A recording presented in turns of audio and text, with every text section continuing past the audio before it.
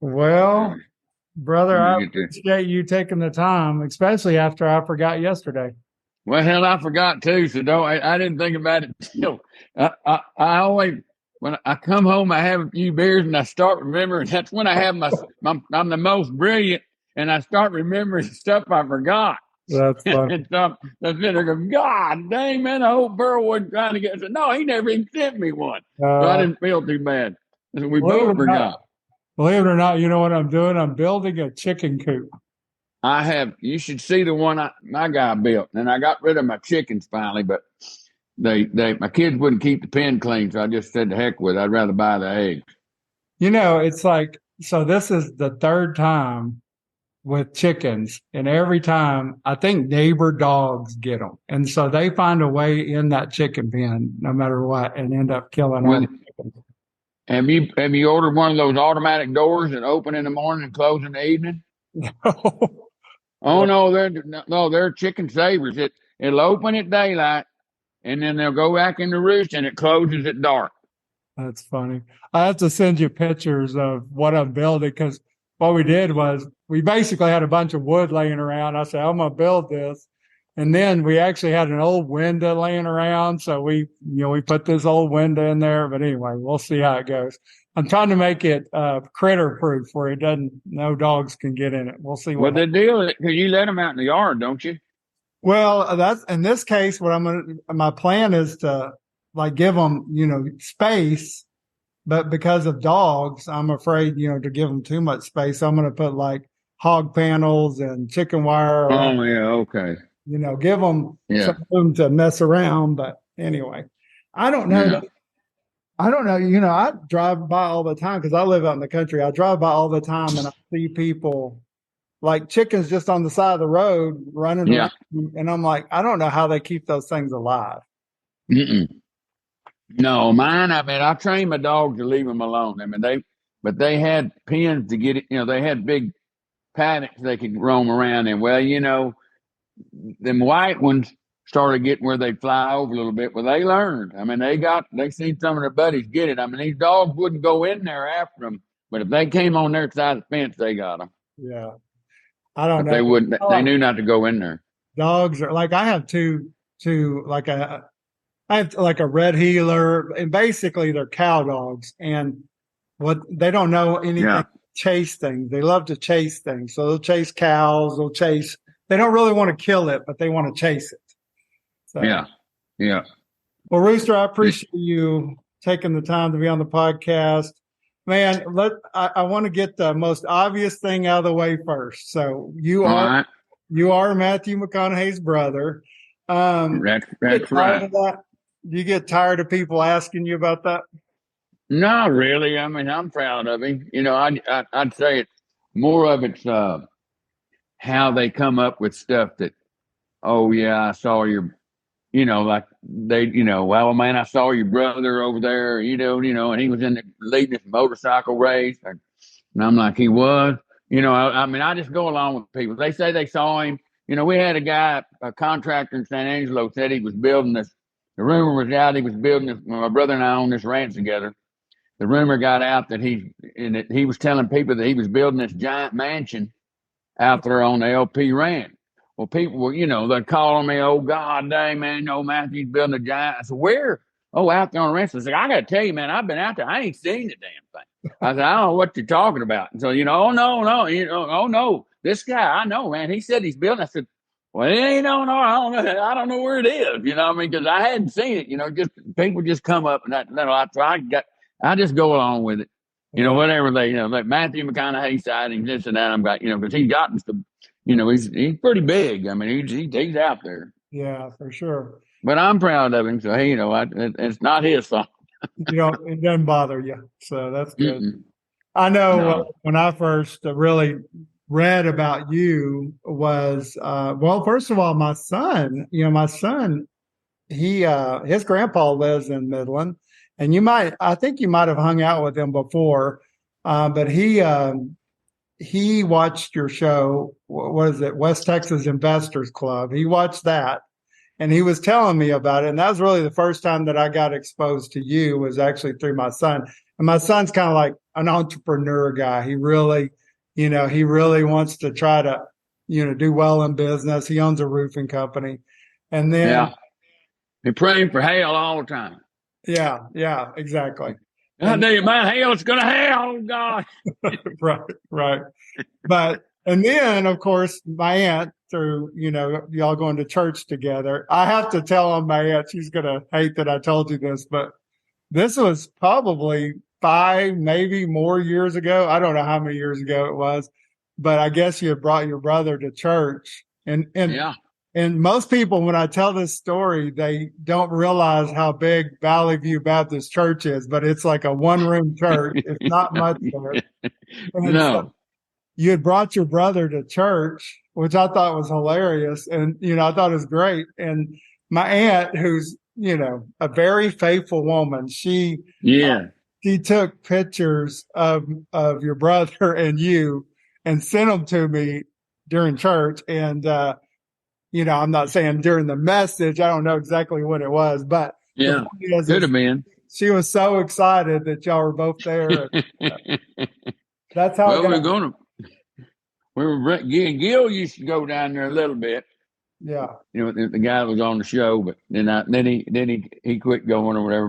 But he I like it down there. You never know. The thing about that church, is that hell, you don't know when somebody's not there. You don't know whether they're on vacation or they died. Oh, that's true. Yes.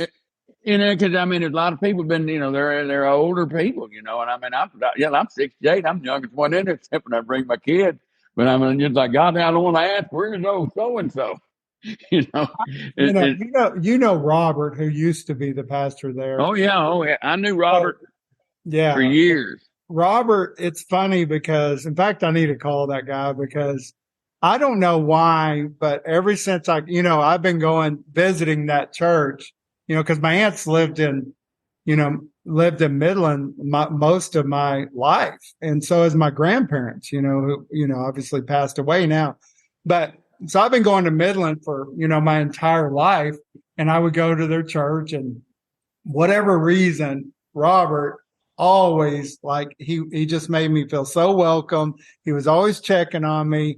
I mean, no matter what the circumstances was going on, Robert was always, calling me, checking on me, supporting me. And I'm like, I've always been very thankful for that. So he's Robert. I've known Robert. The guy that, when he and I moved out here together, Skipper had we came over and took this office over back in 77. Well, later on, he got remarried, and Robert that's how I met him. He performed the ceremony. That's like 1980 something. But he was I don't know whether he was whatever, may have been a self-proclaimed minister. I don't know, or I don't, I don't know. I think later on he went to school for it, but he, that's when I met him way back then. He was kind of related to him, or close friends, family to the Reynolds. It's funny because one of my stories about Robert, and this is, I was definitely a young adult. I might have been a teenager. I don't remember, but I'll never forget. We went to church there, and we were coming out, and we're standing on the front porch of that church, and Robert takes a big old, I want to say like chewing tobacco or dip, and takes this big old thing and sticks it in his mouth right on the front porch of the church.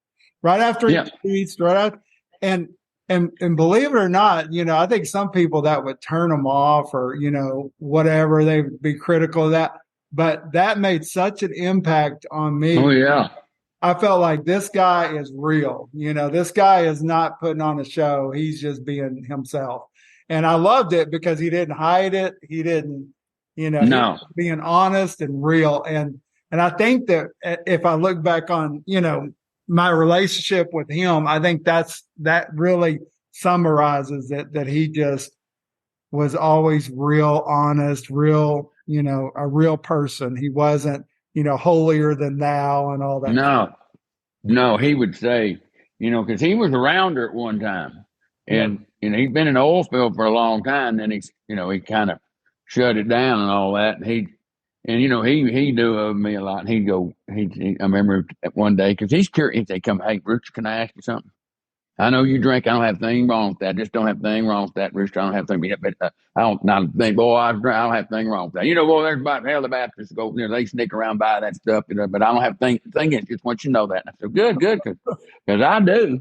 And he goes, well, I know you do, but I just you don't like black out and pass out and stuff. Yes, no, Robert, I don't. I said, you're fine. You know, you're That's fine. funny. How long have you lived in Midland, Rooster?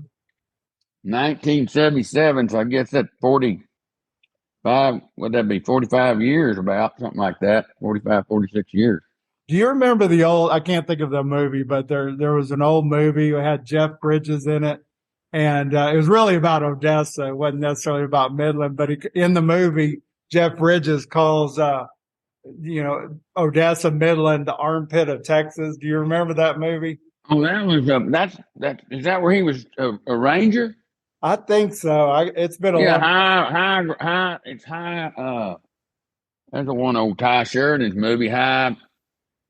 Yeah, he was a Texas Ranger, and it was all. And they did some. You Yeah. know, I'm pretty sure when it's about 8 years old or something. I think. Isn't it? Midland has changed so much. I mean, if you lived there in the 70s, then you remember like the big bust in Midland, like in the 80s. And, of course, again, I was going there as a kid. I graduated high school in 90. So, I was going there to visit my grandparents, which my grandfather was in the oil field. He was in oil and gas, and my uncle was.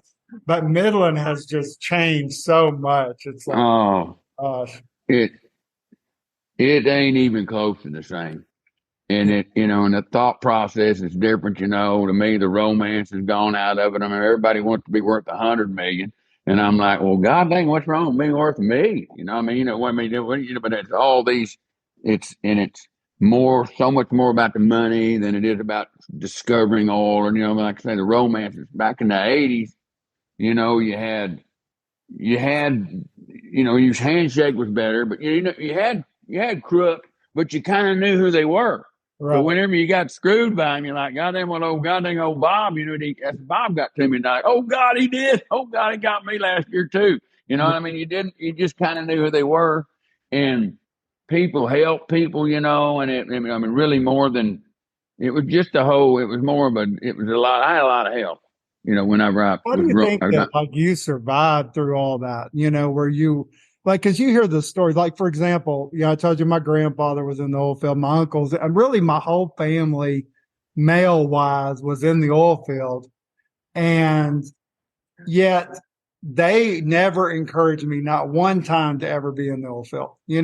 With me growing up in West Texas, you would think that I would have, and I still live in an oil field area. I mean, the town that I live in is still pretty predominantly oil field, but it's in Oklahoma. And yet not one of my family members ever encouraged me to be in the oil field. And so I never really even thought about it. I thought about it maybe sometimes when I was thinking about money, but I'm curious, do you think that you survived all that up and down and all that stuff that happens in the oil field? It was like, it was just that everybody went through it, so it wasn't like you weren't alone, okay, I went over and I went broke by myself.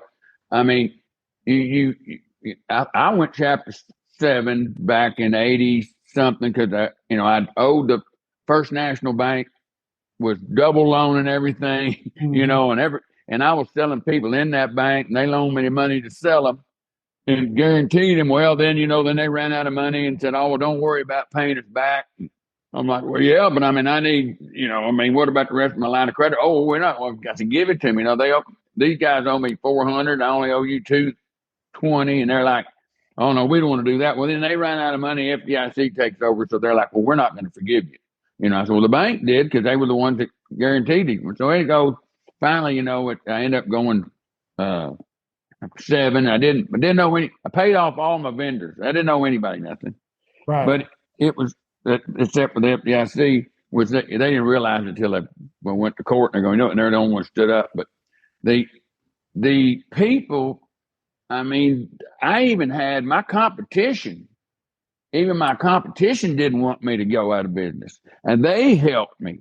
They said, you're too much fun. I mean, and then I had so many other people that said, hey man, don't worry about it. I had an old man first of all, I was like 20, around 30 years old and I'm feeling sorry for myself. Goddamn, going broke. John Woods owed me all this money. He didn't pay me. Rick Pearson owed me all this money. He didn't pay me, and if there's my old man named Dero Underwood, and he takes me, he says, he hears me moaning. We always had a drink at 5 o'clock at his office or something. He's pretty well off. And he said, come here. He called me like at 3. Hey, I need to get your butt down here. And I said, okay, fix yourself a drink. Oh, man, I'll start early any day, So he's like, now sit down. And he said, let me tell you something. How old are you? And I said, I'm fixed on being 30. He said, I'm 29, whatever. He said, I ought to whip your ass. And I said, why? Because you're listening to you whining and moaning and carrying on about these guys that owe you money doing it. How old is John Woods? I said, I don't know, about 65. How old is that other guy? About 60. What are you talking about, boy? They may not have time to make it back. You can make it back. What that instead of whining and carrying on, you ought to just get back to work. And he said, come here. And he gave me an office. He said, I want to see you here every day. How much money you need to make a day to survive? I said, well, about $250. That'd kind of make me say, well, get in here and make that money every day. And he'd check on me every day. You make that $250 yet? Yeah, I made it. Well, stay in there and make another one. I had that kind of guidance and help from people that just reached to help me. And everybody. Here, they come do this. I had people know I didn't have any money. They go give me $50,000 to go find them stuff. Frank Pennell. Just one after another. Clayton Williams helped me. And then in the end, whenever another guy named Bob Harrell, he just took me and he just wanted me around. And and I worked and you had a lot of help. I had a lot of help. And if it was there, if you wanted to take it, people helped each other. Wow. It's very unique. I think when you think about business world today, you don't think about people helping like competitors. You mentioned competitors. Yeah. And I think that it's like, I know it happens, like there's some kind of bond in there, but you just don't hear about it like no. anymore. But do you attribute, like some people, like I talk to my son a lot and he's, when you're in your 20s and you're really hustling and he's in a different place than I am, but I hear a lot about, talking about hustling. I hear a lot about, do you think like hustling, you think luck, you think good luck help? What's your thoughts on like really what helped you the most as a businessman? Well, it's a new game out there now, everybody put, they start this, these deals and go out and they start getting, rounds, money, they'll get people to invest in it and stuff like that. And, that having those kind of connections, I never did have them. I had to be real money, for stuff, instead of valuations of what, companies never made a penny is worth 50 million on some valuation. Like I've had it explained. Like a venture, venture capital, that kind of stuff. Yeah. Oh God. I'll tell you a funny story about the last phone call I had with one of them. And so we got to see a bunch of those on the TV show, but we'd always go, well, how are you worth anything? How much money have you made? Well, nothing. Well, what make you worth 20 million? Well, that's the way it is. I said, well, we're debt free. I'm like, when we had 5 million invested, I'm like, well, where is it? But today, you gotta have, you're gonna move slower, being really honest sometimes, but you're gonna move steadier. And if he's just honest with people and upfront and transparent, people will. I think, and a little luck helps, but I think, the door's going to be open for you, if you're not just coming up with a deal like here and there, and you come up with, come up with a legit thing, to do all your, be sure you do your research on it. Don't just come up. Some people just come up with ideas and go, hey man, I got this great idea. Well, hey man, they already got 10 of those, or how is that going to apply? And now I think with people are willing, if he gets in with the right people that know how to bring in money, with actually no risk to the inventor that's the way it's done today. And I've never been involved. I've invested in some, but I've never been on that end of it. I've always if I partnered, I partnered. If another guy if I saw a stack of pipe I wanted to buy, I didn't want any, and I didn't have the money, I went and got somebody to buy it, and they got 60% of the profit. I got 40% of the profit, or I did, I mean, it was ways that, they had faith in me doing that, because that's what I did. So, so they would say, well, you carry the ball. But today it's, there's still people out there that want to help people that want that, like and if, for instance, if your son stands out as an upstanding guy, honest guy, got the demeanor, you just really, people just feel relaxed around him and they feel, that he's very honest. He's got a good, he's going to do all right, because there ain't as many of them out there like that. You always think about, I mean, they play this great game, talk this great game, and then it's like, if the deal goes, blows up, and they're like, oh, don't worry, I'll find us another one. I'm like, well, no, I don't want another one. But I mean, people are willing to take chances with honest people still. What decade, like you're in your 60s. I'm curious, like in your 40s, your 30s, your 20s, or your 50s, what decade do you think you were the most successful? 50. 50s. It's funny because I told my son that, because I'd read it somewhere that like you have the most success and earning 50. power in your 50s.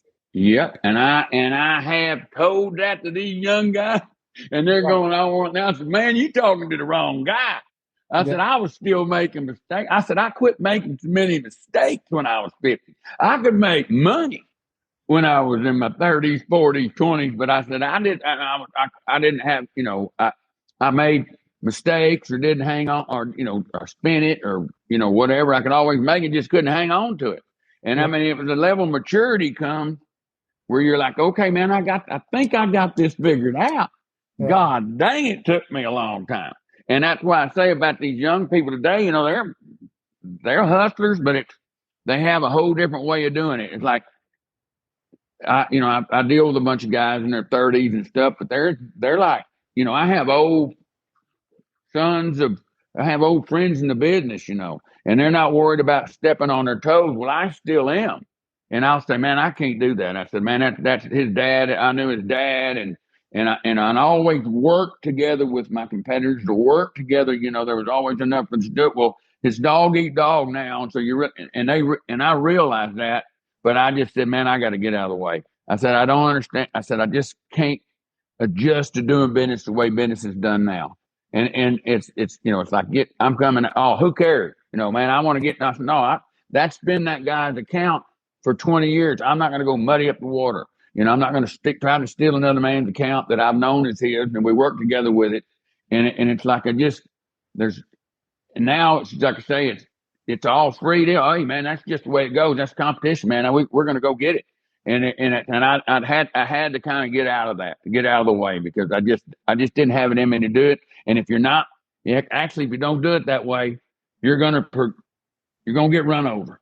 Yeah. But lucky for me, I had my run, and I got to do it the old way, and I still do it, but I just, I don't have to do it as hard. But yes, 50, you're right, fit, man. Some way, I don't know, man. 50's like, and hell, everybody asks me that. Boy, you just, no, man. I mean, because I'm on my third wife, and somebody said, me too.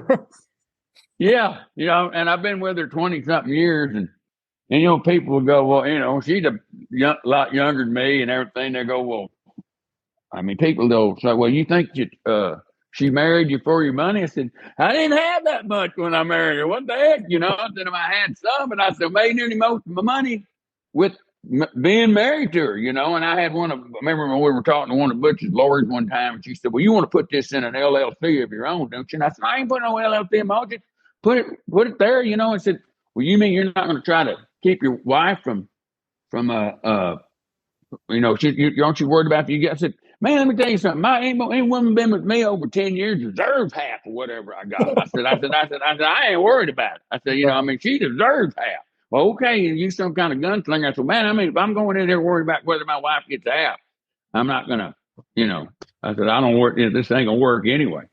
I'll tell you what, it gives me a lot of hope, because I just turned 51, and I feel like that this is the best time in my life for, being productive and I think you said it best whenever you kind of, I've made the mistakes in the past.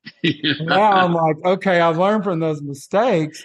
And I think Yeah, some of it, it's like I see this and the younger, my kids, and I see it in other kids. It's like they want everything now. And I think I was probably like that too. Like I want it now. I want this new. I got stuck on like new trucks. Oh, I got to have a new truck. And, and now I start to see that those things like, you can have all the new trucks in the world, but yeah.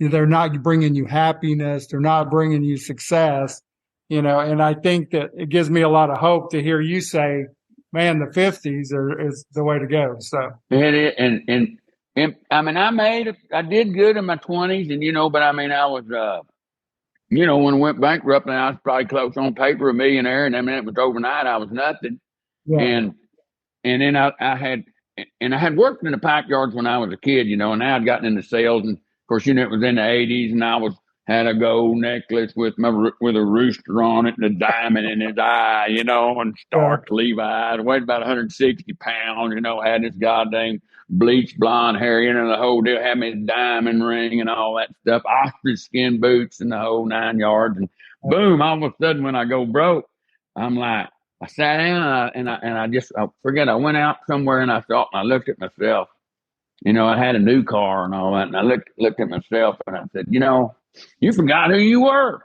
Man, you used to be, you started out as a laborer. I said, when you moved to Midland, I said, the reason that they liked you so much is you knew how to do things with pipe that nobody out here ever knew how to do. I said, they said you knew pipe better than anybody because you'd worked with it with your hands for so long. He said, and now look at you, forgot who you are. I said, you look at this dime. So I packed all my ostrich skin boots up, all my nice stuff, put it in a box and shipped it to my middle brother Pat because he liked to dress nice. I said, "You get it? It's all hair and boots." He said, "Oh, you're kidding me." I said, "Everything." I said, "No." Went and bought me some Red Wings and went back to work in the field. And I still wear, and that's 30. So it'll be close to 30 years ago, or 28, 29, and I still wear Red Wing boots. You can go down to Red Wing office, and they got a record when I first started wearing them. And I've always said, don't forget where you came from. And I said, I'm going to start all over. And of course, I had help. I mean, people said, "Oh God, you're ready to do what?" And we started. Me and another guy, Skipper, started in a pipe yard. Again, we borrowed the money from his daddy-in-law and bought this pipe yard, and we started from scratch again. He didn't. He had some money, but he would finance the deals and give me part of it. So it all, there's just ways to I'd say don't. It ain't worth it if you're going to forget who you are.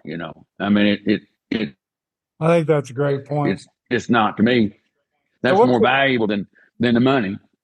yeah, for sure. What's the, like, now that you're in like your 60s, we're talking about the 50s, in the 60s, what's kind of your focus now? Like, what do you think? I don't want to. I'll tell you exactly what it is. Of course, I got, I ain't your normal guy, man. I got a 17-year-old and a 14-year-old, so that's really concerning. I mean, I'm trying to be an influence on them, and being that many generations away from them, I feel sorry for them sometimes. And I'm like, what? I mean, you're gonna do what? And I mean, then his buddies all come over the house and they got their caps on backwards, and not on my property. You turn them around over here, or listen, boy, let me help you out now. If you start saying yes sir, no sir, I said I don't have to have it, but you start, doors will start opening for you. If you start, I'm always schooling them. So, and they're okay, they're all right. But I mean, I know it's a pain in the ass to have a dad that's old enough to be your granddad, and I still have that old school mentality. I mean, I'm tolerable of a lot of things, but I still have the old school mentality. But that's very important to me to get them raised. And then the other thing is my bottom line. I don't want my bottom line to go down. People say, I mean, I've done well, but and I'm not concerned about going out here and making a ton more. I've got my I just don't.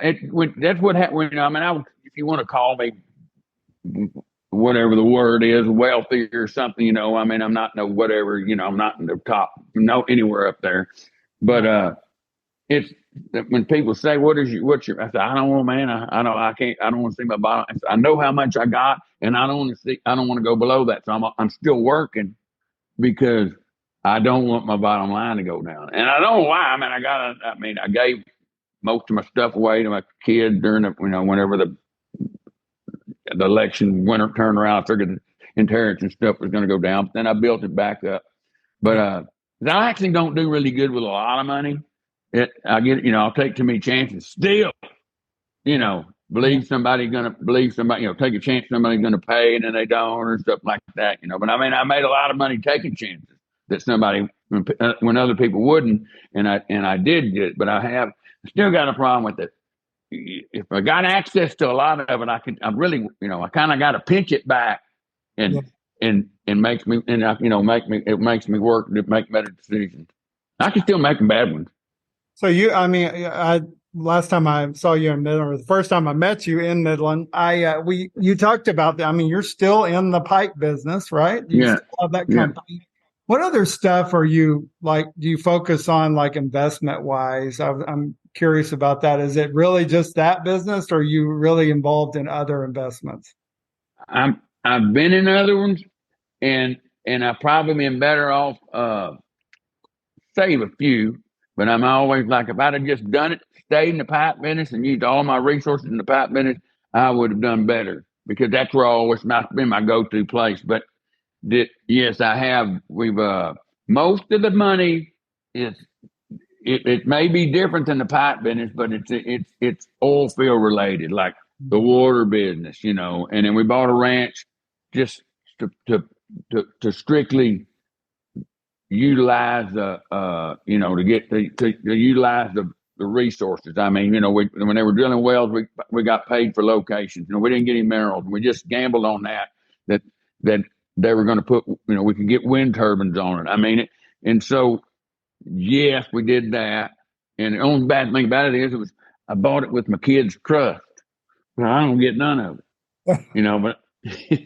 But I mean, we drill disposal well, but it's all coming in the same pot, So, and like I say, my wife's young, my kids are young. I'm always like when they want something, I say, listen, I know we got enough money to make it till I die. You go ahead and you want because you're just spending your own money.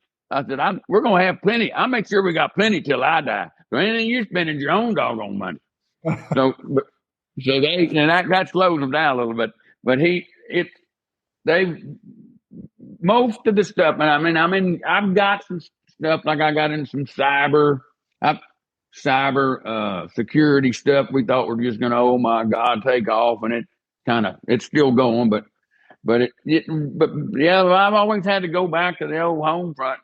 I wanted to diversify something terrible, and I've done it on land. I've done all right on land and stuff, and been pretty lucrative on land purchases and things, but getting into one of them they're gonna super deals are just gonna like a Microsoft or some deal. I mean, man, they even I don't tell how many we looked at during the show. Not even what was on the show, but how many people would show up, would send us, and it got we were just it was just mind boggling trying to keep up with stuff. We had very little help that we were supposed to have to research these things. So, a lot of times the great thing about it is that if the contract said that after whatever we said on the show, because it was always in the moment, and it was, with a little bit of emotion, and we're forcing them, either person could sit down afterwards and change the deal. So they weren't tied down to it, Well, I push them so hard. It's lots of people, I'm sure it makes sense that lots of people would come to you and say, hey, will you invest in this? Will you invest in that? What do you think, what for you, at this moment in your life, what do you look for in an investment? If somebody came to you and what's your 2 or 3 things that you're it's gotta be this? Is it gut feeling? Is it what makes you like something like an investment?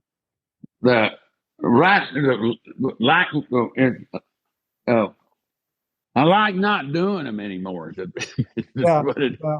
you Is know, that I mean, because there's been too many bad ones?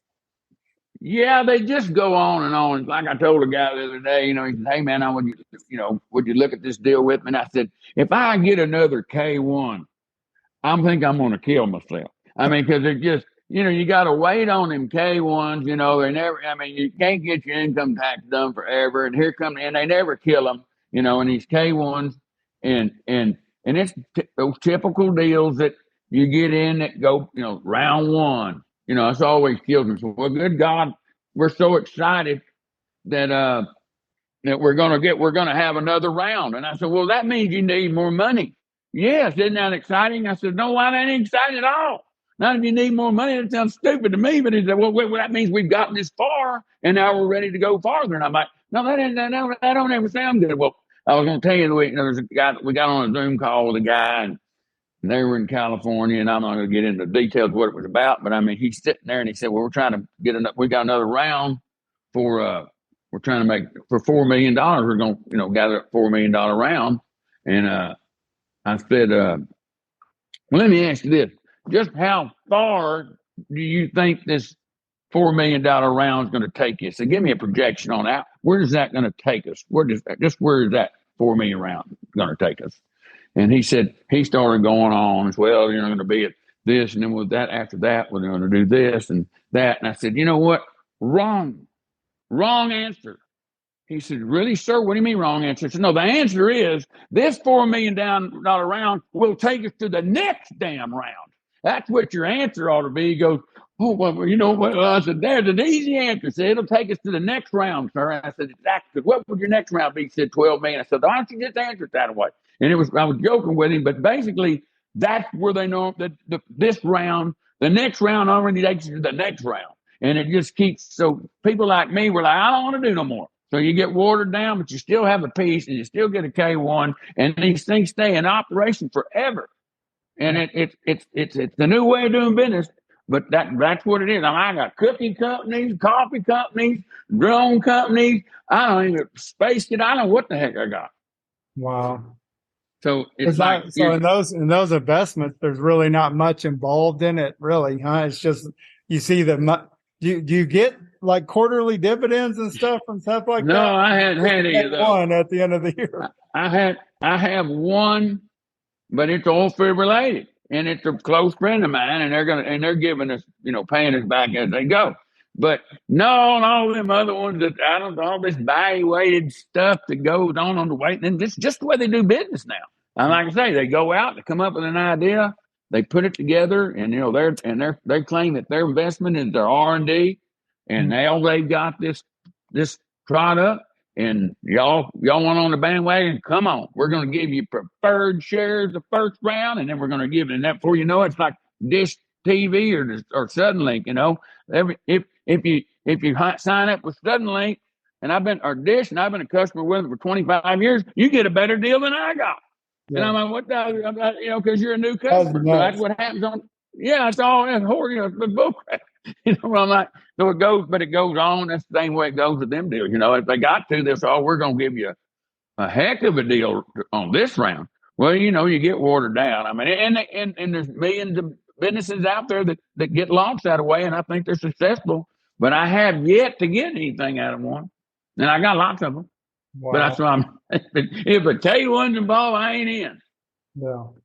I know I've had a couple of investors in business stuff. I have an investor right now, and again, I think it's actually somebody and my goal with those investors has always been they get paid first. So no matter what, every 3 months, I'm even if I didn't have it, meaning that I wasn't getting paid much, I'd make sure they got paid just because I felt like if they, trusted me and they wanted to be involved, then I, paid them first. So I don't know. No, I see the different philosophies, it doesn't mean they always got a bunch of money, but they might. No, they spend it. And I always their big claim to fame though is we got no debt.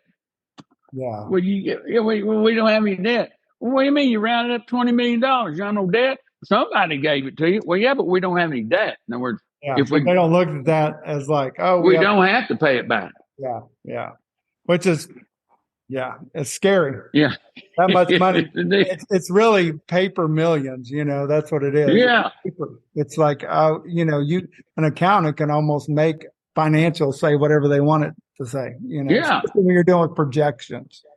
In projections. And I've had it explained to me, uh, I don't know how many times on how they come up with those valuations of those companies being worked at. And I'm like, phew. I mean, I understand it for like 5 seconds. And some reason I just can't, I'm locked down. I can't figure it out. It just doesn't make any sense to me. Right. So back on your kids, I'm curious how I feel like that, especially in this generation, it seems like, and whether we're talking about my kids or just kids you see, there's a lot of kind of, like I call it me. Yeah, How do you keep your kids from being spoiled rotten? they are. Yeah. I didn't do a very good job. Oh no, man, I'm telling you. I mean, I think Adam Sandler said it best. He said, I wished I could have raised my kids the way I was raised. He said, but I got too much money. And I, I mean, my parents were all right. I mean, they were lower middle class, whatever. We never hurt for nothing. But I mean, it was still, you didn't, if you got one BB gun, and if you left it out there outside, and it rained on or whatever, you had to fix that BB gun, or you got one of this, or I mean, you learn to be frugal, and you just, we're now, I'm like, hell, my friends give my kids stuff, my other ones I give, I mean, it's like, you want better for them, but so before you know it, it's gotten away from you, and I've done things like send, just to, the main thing I got to be sure that I want to instill into my children is humility, and you can't buy that. So you got to do it. You got to trick them. Like I had Miller shine shoes at the barbershop for a couple of years, and then I like, do you have, or can I get you this? This guy said, man, he needs a better. If he had a better horse, he could be a better healer. And and I'm like, yeah, I mean, I can. And I'm like, can I afford the horse? You bet I can afford the horse. But I can't afford the humility that I can't buy the humility that'll give him to train his own to move up slow, and it's good. And so I have good children. Are they spoiled? You bet. Hell, I call him daddy's money, I'm not going to say that they're not. No. So I wasn't successful there, but my main thing is that I want my children to grow up with a conscience and character, and I'm happy, I just want them to be good people. Somebody wants to call them little rich kills boy, I don't care, but if there's more, I just want them to grow up, be good people, and that's all. And nowadays, that's all you can ask. I mean, as far as I'm concerned, I'm successful. Yeah, I agree. So a little bit about the West Texas Investor Club. And you've actually been in a few things, like a few. Didn't you say you've been in a couple of movies and? Couple. Yeah. So I was in any Boys. Future in that? Do you feel like you're ever going to do something like that again? I know the West Texas Investor Club. That you told me the story that it had gone through a couple of hands, like went to A&E. But is that something that you feel like you might do in the future? No, I don't want to do any, just compared to like a sitcom, you don't want to do those. If you do those TV deals, the more, because originally that we were only supposed to film in Midland in this barn because I didn't want to be away from my family. I mean, I'm in a unique position. I mean, I still got kids and I'm still crazy about my wife. I mean, I don't like to be away from them. So it's like, so then we ended up going to Alpine, and I wasn't that happy about that. But the more successful you are, the more you're going to be gone. So if you're hoping this shows this giant success, well, now they're going to make you make 30 episodes. Yeah, you see, and it's and then maybe 40 episodes. So you're going to be doing more and more and more. And I realized when CNBC threatened A&E saying you're going to have to do something with that format. It's too close to what it was on when we had it. Yeah. Well, they agreed. NBC said, "Okay, man, we'll back off. Y'all go ahead and show all your shows, or whatever." Well, I remember the girl at A&E said, "Well, I don't know if we're going to redo this. If we're going to re-up this Rooster, it's a little controversial. It's not, it's doing okay, but it's not taking off like." And I said, "Man, you ain't hurting my feelings." I said, "I can just see where this is going. If it's that's about the time Duck Dynasty guys quit." And I talked to them, and they said, "Man, we're tired of it." And I could see it. I can see how it was. It was. Yeah, wear you down for sure. Now, the movie part. There, I don't mind doing those because you're in and out. Yeah. But TV that's gonna one shot one maybe just something that I know how long it's gonna last or something from the miniseries or something. But I mean, to do these shows. If the more successful they are, the more you're going to be gone. What there was the two movies. Is it two movies that you were in? Well, I was in the Newton Boys in 1998. Yeah, I was a driller with my brother. I was in it for a little bit. I don't have any none of my parts are all that big. And then I don't know. I was in can't even remember the name of that one about somebody.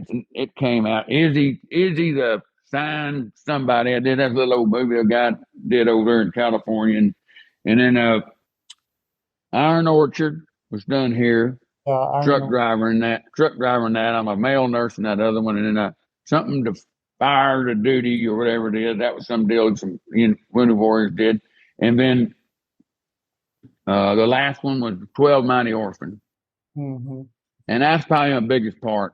I had to work harder on that. I didn't get to be some drunk truck driver or drunk sheriff, or I had to be I had like a part that they said I needed. He said, "Man, tie the direction. Man, you really gotta." I was going to be the sheriff, but what's his name? The comedian White, Ron White. Well, Ron's schedule got messed up. Mine didn't. So he said, "All right, Ron, you're gonna take the sheriff. Bruce is gonna take the reporter," and it fit our schedule better. And I'm like, man, I could have done that sheriff without, standing on my head. And he goes, "Well, you ain't gonna be doing it. This ain't gonna be that easy. So you're gonna have to really be."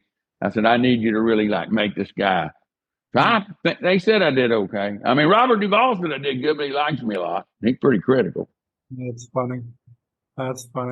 Well, I want to thank you publicly and whatever, I've told you thank you before, but I appreciate you deciding to be on our board, which if you guys are listening, we started a not-for-profit and it's called Even One Less. And, I mainly because of my aunt's relationship with y'all going to church together, but, it means the world to me that you decided to participate and because I look at it like somebody, like if you compare my time and your time, I mean, I feel like that I'm nowhere near the busyness and people demanding time from me. And my kids are, older than your kids. And, but I still see that I have a big demand on my time. And I know that you do too. And I appreciate you, being willing to be on the board and participate. And, even doing something like this, it means a lot to me. And I know it means a lot to my aunt. My aunt, I think she's one of the greatest women that I've ever been around. Oh, God. Yeah. And I think it speaks to like the church that we're talking about when we were talking about Robert, the old pastor, is that, my aunt's kind of that same deal. She's very down to earth and she's been the same as long as I can remember, I always jokingly tell the story because, I was kind of going through young troubles and trying to figure out what I was doing in life. And I went to go live with my aunt in Midland whenever I was in my 20s. And about 6 months to a year into that deal, she kicked me out because I couldn't act right. So, but, but she's still, she's probably been that person that's just been there, throughout my whole life as a staple, as somebody very, that obviously cares and makes, and she, has a lot of confidence in me, and that always makes a difference. But I want Yeah. to thank you very much for your participation, and it means the world to me for sure. Well, thank you. Oh, well, we'll see if we all do any good. I Yeah, appreciate y'all doing it. I I think mean, when my wife actually said, "Oh, my wife, my wife talked me into it, really. You need to do that." that's good. So, I said, of course, I'm like, I mean, it's the people. It's got something to do with the people. I mean, this is kind of y'all are kind of my people. Yeah, I mean, there's a reason that I'm over here on the south side. yeah, I mean, I lived on the north side. I was on Green Tree, whatever, I mean, I've been there, and I guess I'm kind of partial to, just. I mean, I know I got my house. I got this big old house that sticks out, but it wasn't that way before. My wife fixed it up, but I mean, it's just, it's still. I mean, I'm kind of these are the people that I like to. well, it's funny because people don't know Midland. What you're talking about is that, in fact, whenever I took my wife there, she was like, "Oh my God," really thinking there's no nice houses or there's no, and I told my aunt this, where my aunt lives. She lives on the south side of Midland, and Yeah, I mean, you would think, and it's changed. Like that's how Midland is. It's like you buy, let's say you buy 5 acres or an acre, and you put a house there, a trailer house, anything. Well, then next thing you know, it throughout the years, people have moved in right next to you, right around yeah, you, and I'm blown away. Like it's called Oilfield Hotel or whatever it's called, something hotel, right there on I-20 as you're coming in. Armadillo. You Yeah, talk about on the way to Odessa? no, I'm talking about if you're coming from the east, from like Big Springs, and you're on Yeah, I-20, and you look over there to the north side of I-20, and they look like FEMA trailers. And yeah. it's one trailer after another. And it says something like, it doesn't say Oilfield Hotel, but it says something like that. And I'm just blown away. But you really, you would think that you're in a third world country in parts of Midland, Yeah. and, like you're in Mexico or something, and you would think nobody has a pot to piss in.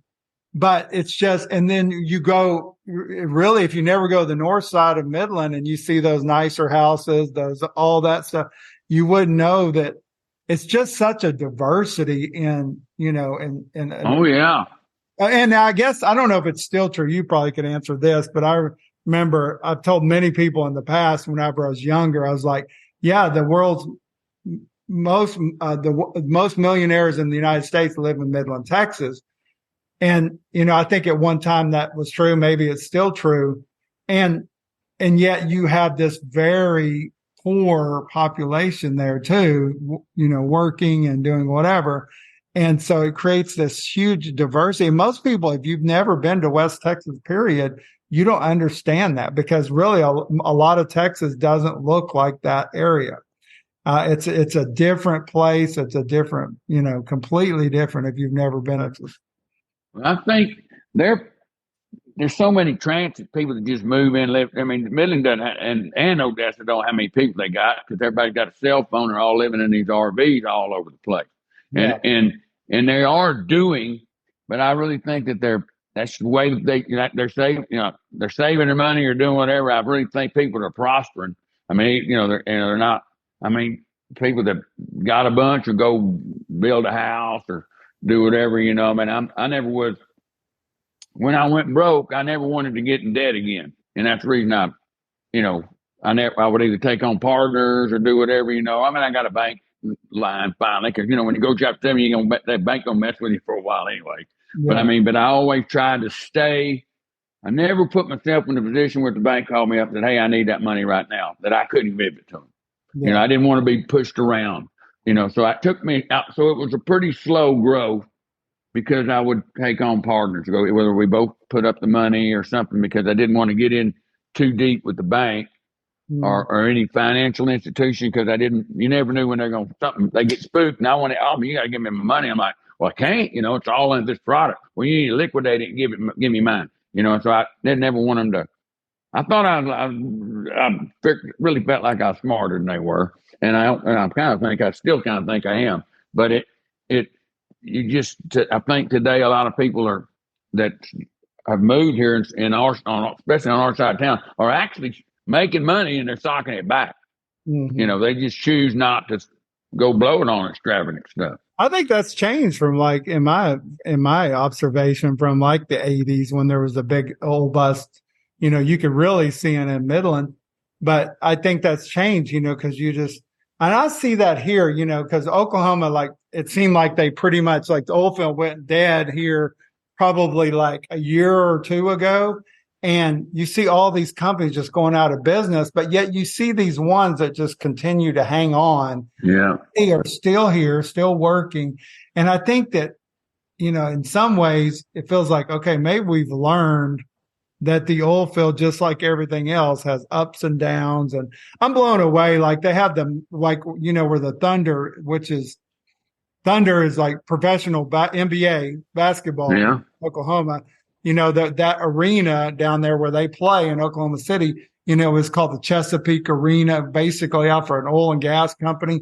And yet they go belly under, but you're always amazed by it's like, okay, we spent millions of dollars on this building down here and then we go bankrupt, And I know that it's like that maybe for tax purposes or whatever, but I still feel like it's irresponsible. I don't get it either, man. I never think it's irresponsible. It's like, you hear people, I've heard people, especially new in business, it's like, oh my God, I'm going to have to pay $20,000 in taxes to the IRS. And I'm like, but you should have made a ton of money if you had to pay $20,000. Right. And sometimes I just feel like that we're doing business for taxes. We're doing business for maybe investors. I don't know, but it's like, man, it seems very irresponsible. And I feel like we kind of learned from that maybe in the oil field, compared to like the 80s or something. I don't. Yeah. I mean, you still got it, but I know there's some guys that I'm amazed at how much they'll give in politics and things, I mean, I'm amazed at how much money they'll spend on a candidate or something, I'm like, I mean, I used to had a guy and I'd chase that a little bit. I don't hardly give him a penny. I ain't seen him.